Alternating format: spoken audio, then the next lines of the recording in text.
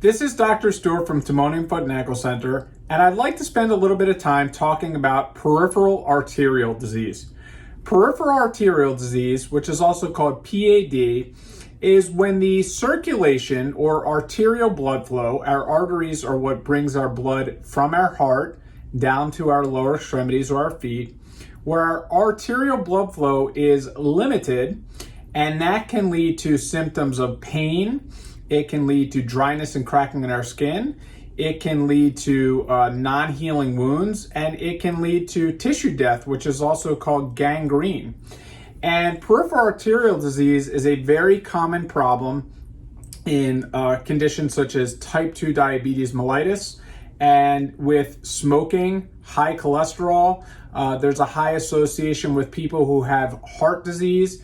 Frequently, if it affects the vessels in your heart, it will also affect the vessels in your lower extremities. And it can also lead to vessel damage going to the brain, which creates strokes.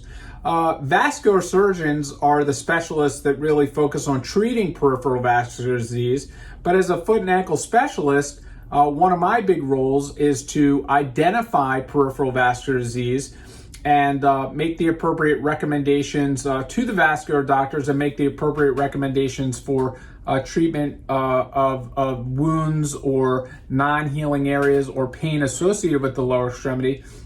And it's really important to note that we work very closely with vascular specialists.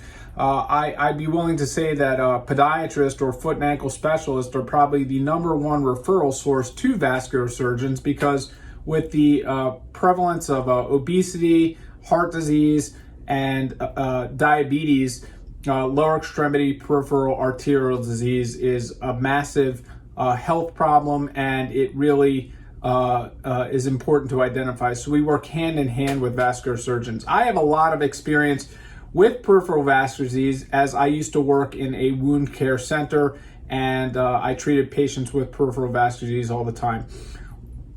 One of the most important things that we do here in my practice is we screen patients. And some of the symptoms of peripheral vascular disease that we always want to look for are patients who may complain of pain in their legs, particularly with walking. That is called intermittent claudication. When patients have intermittent claudication, we typically ask them how many blocks they can walk. So we'll ask them, how many blocks can you walk before you get pain? And the typical answer would be, I can walk, X amount of blocks, maybe 2 or 3 blocks. I'll get pain in my calf, and then I rest, and then it feels better, and then I walk 2 more blocks and it hurts again. That is a sign of peripheral vascular disease, as it indicates that the circulation is being impeded.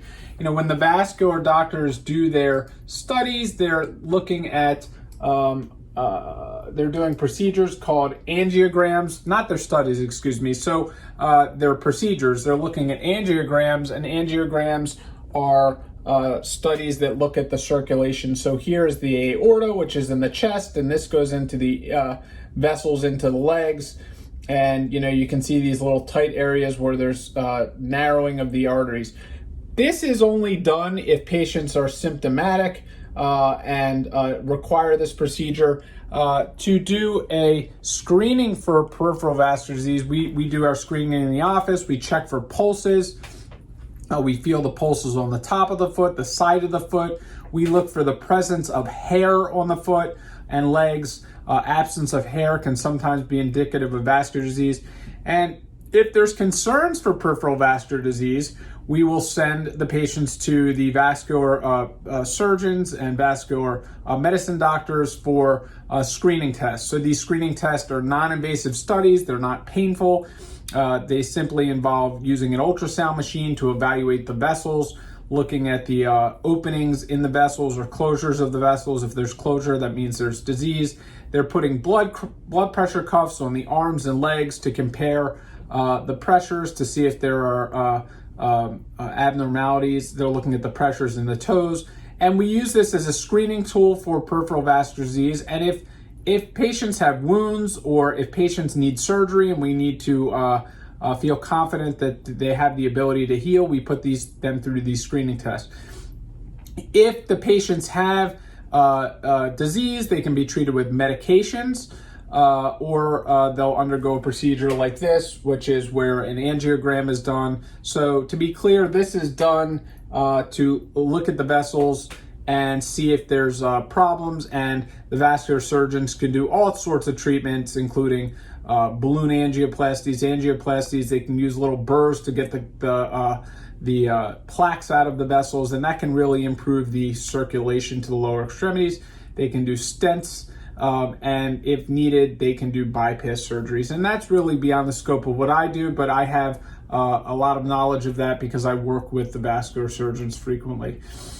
So how do we treat peripheral vascular disease? Well, you really want to modify the risk factors. So if you're a smoker, you need to stop smoking. If you're overweight, you need to control your weight. If you have high blood pressure, you need to control your blood pressure. If you're diabetic, you need to control your diabetes. These are all lifestyle modifications. Walking, when patients have circulation disorders, is very useful. My dad is actually a researcher at Johns Hopkins and has done a lot of research on peripheral arterial disease, so I've had a lot more insight into the condition with that as well. And what they've really learned is that walking can help improve what's called neovascularization, which helps to sprout new vessels. Neo meaning new, vascularization meaning blood vessels. And what happens is, if a patient has a blockage in an artery, by walking, they can actually sprout new vessels, which can help get what we call collateral circulation down to the lower extremities. So when patients have this cramping in the back of their legs, if they keep walking through it, eventually they should see improvement. And that's the regimen and treatment. Medications, blood thinners or antiplatelet medications are utilized to help prevent clotting. And surgical intervention is always used when needed. Nowadays, when I was in my training, there was still a decent amount of what we call open vascular surgery, where bypasses were being done, and those are still utilized. But now a lot of these procedures are done what we call endovascular, where the vascular doctors will just take wires and run them down and take these pictures like this, and it's pretty neat because the patients don't have to stay in the hospital as long, and they're back to activity pretty quickly and doing well. Peripheral vascular disease can really be devastating, and I can't emphasize the importance of avoiding smoking. I have seen many young people. There's one particular woman that stands out in my practice that when she was in her mid-40s came to me with a black toe, and she had no real other health issues, and unfortunately I saw her go from losing her toe to her foot to her leg, and I can repeat that story over and over again. So smoking it's suicidal. It's really a high risk behavior, and it really can lead to major complications with healing.